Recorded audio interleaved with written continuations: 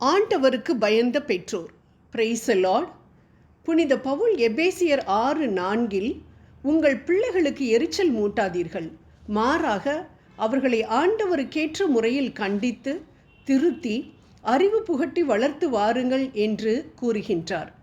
பிறக்கும் பொழுது தேவ தூதனை போல பிறந்த நம் பிள்ளை வளர்ந்த பின் சாத்தானை போல மாறி பாவ வாழ்க்கை வாழ்ந்து கொண்டிருக்கின்றான் என்றால் அவனை திருத்த ஒரு அருமையான வழியை ஆண்டவர் 1 யோவான் 1:7 கூறுவதை நாம் பார்க்கின்றோம்.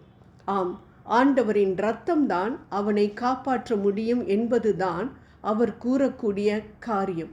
அன்பானவர்களே, அப்படிப்பட்ட மகனை, பாவ வாழ்க்கையில் வாழ்ந்து கொண்டிருக்கக்கூடிய மகனை கொண்டு வந்து இயேசுவின் காயப்பட்ட கரங்களில் இருந்து வடியும் இரத்த ஊற்றின் கீழ் நிற்க வையுங்கள். இரத்தம் அவன் மேல் மழையாக பொழிவதை காணும் மட்டும் அவனை அந்த இடத்தை விட்டு நகர விடாதீர்கள். ஒவ்வொரு நாளும் உங்கள் மனதளவில் உங்கள் மகனோடு சிலுவையின் கீழ் நிற்கும் பொழுது சிலுவை நாதர் நிச்சயம் உங்கள் மகனை மீட்டு கொள்வார் என்பதில் சிறிதளவும் சந்தேகமே இல்லை. உங்கள் பிள்ளைகளின் படுக்கை அருகில் கணவனும் மனைவியுமாக முழந்தால் படியிட்டு, தேவனே, எங்கள் பிள்ளைகளின் ஆன்மாவை நீர் பார்த்து கொள்ளும் என்று யாக்கோபை போல ஆண்டவரின் பாதத்தை பிடித்து போராடி ஜெபித்தால் ஆண்டவர் மனம் மாறாமல் போய்விடுவாரா? ஆண்டவருக்கு முன்னுரிமை கொடுக்காமல் குடும்பத்திற்கும் உலகத்திற்கும் முன்னுரிமை கொடுக்கும் குடும்பத்தில் சந்தோஷம் காணப்படவே காணப்படாது. உலக காரியத்தில் உழன்று கொண்டிருந்த மார்த்தாளை பார்த்து, மார்த்தா, மார்த்தா, நீ பலவற்றை பற்றி கவலைப்பட்டு கலங்குகிறாய், ஆனால் தேவையானது ஒன்றே. மரியாவோ நல்ல பங்கை தேர்ந்தெடுத்து கொண்டாள், அது அவளிடமிருந்து எடுக்கப்படாது என்று இயேசு கூறுவதை நாம் லூக்கா 10:41-42 வாசிக்கின்றோம். ஆம், அன்பான சகோதரிகளே, நாம் காலையில் எழுந்தவுடன் ஆண்டவருக்கு 10 நிமிடமாவது செலவழித்துவிட்டு அந்த நாளை துவங்கினால் அந்த நாள் முழுவதும் அற்புதங்களும் அதிசயங்களும் தானாக வந்து நம் வாழ்வில் நடப்பதை நாம் காண்போம். அன்பானவர்களே, நமது வேலை பளுவின் மத்தியில் எவ்வளவு நேரம் நாம் ஆண்டவருக்காக செலவிடுகிறோம் என்பதை பார்ப்பவர் அல்ல நமது ஆண்டவர். மாறாக அவரை தேட வேண்டும் என்ற ஆர்வம் நம் மனதில் இருக்கிறதா என்பதை தான் அவர் பார்க்கின்றார். ஏனென்றால் மனிதன் முகத்தை பார்க்கிறான், ஆனால் ஆண்டவரோ உள்ளத்தை பார்க்கக்கூடிய தெய்வமாக இருக்கிறார்.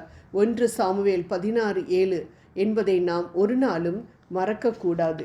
ஆண்டவரை குறித்தும் விவிலியத்தை குறித்தும் பிள்ளைகளுக்கு போதிக்க வேண்டும் என்று விவிலியம் அநேக இடங்களில் கூறுகின்றது. ஆம், விவிலியத்தில் ஒரு அதிகாரம் நீ படிக்கவில்லை என்றால் உனக்கு சாப்பாடு கிடையாது, நீ கேட்பதை கொடுக்க முடியாது என்று சிறு வயதிலிருந்தே பிள்ளைகளுக்கு விவிலிய அறிவை பெருக்கி வளர்த்தோம் என்றால் நிச்சயம் நம் பிள்ளைகள் தவறு செய்ய முடியாது என்று ஏசாயா 55:10 நாம் வாசிக்கின்றோம். இறை வார்த்தைகளை உணவாக உட்கொள்ளும் நாமும் நம் பிள்ளைகளும் ஒரு நாளும் சோர்ந்து போக மாட்டோம். மலை போல் பிரச்சனைகள் வந்தாலும் அசையாமல் நாம் நிற்க முடியும். எவ்வளவுதான் சோதனைக்காரன் நம் பிள்ளைகளுக்கு சோதனைகளை குடியின் மூலம், சிகரெட்டின் மூலம், போதை மருந்துகளின் மூலம், கெட்ட நண்பர்களின் மூலம் கொண்டு வந்தாலும் நம் பிள்ளைகள் அதில் விழமாட்டார்கள், விழ முடியாது என்பதுதான் விவிலிய உண்மை. குடும்பத்தினரின் தேவைகளை பெற்றோர் சந்திக்க வேண்டும் என்று புனித பவுல் 1 தீமோத்தேயு 5:8 மிகவும் தெளிவாக கூறுகின்றார். கெட்ட பழக்க வழக்கங்களினாலும் பொறுப்பற்ற தன்மையினாலும் குடும்ப தேவைகளை சந்திக்காத தகப்பனும் தாயும் கடவுளின் ஆக்கினை தீர்ப்பிலிருந்து தப்பவே முடியாது. அதுபோல பிள்ளைகளை கண்டிக்க வேண்டிய பொறுப்பை ஆண்டவர் பெற்றோர்களாகிய நம்மிடம் கொடுத்திருக்கிறார் என்பதையும் நாம் ஒருபோதும் மறக்கக்கூடாது. நாம் அவர்களை கண்டிக்கும் பொழுது அவர்களை பாதாளத்துக்கு தப்புவிக்கிறவர்களாக இருக்கிறோம் என்று நீதிமொழிகள் 23:13 நாம் வாசிக்கின்றோம். பிறர் அன்புக்கு விரோதமான காரியங்களையும் வார்த்தைகளையும் பிள்ளைகளுக்கு முன்பாக பேசுவது அறவே கூடாது. பிள்ளைகளுக்கு முன்பாக சண்டையிடும் பெற்றோர் மார்க் 9:42 கூறப்பட்டுள்ள தண்டனையை அடைவர் என்பதையும் நாம் எப்பொழுதும் நினைவில் கொள்ள வேண்டும். பெற்றோர்களின் மிக மிக முக்கியமான கடமை குடும்ப ஜெபம் செய்தல். A family that prays together stays together என்று ஆங்கிலத்தில் சொல்வார்கள். ஆம், ஜெபிக்கும் குடும்பம் எப்பொழுதும் உடைப்படாத சேர்ந்திருக்கும் குடும்பம். ஒவ்வொரு நாளும் குடும்பமாக நாம் ஜெபிப்போம்.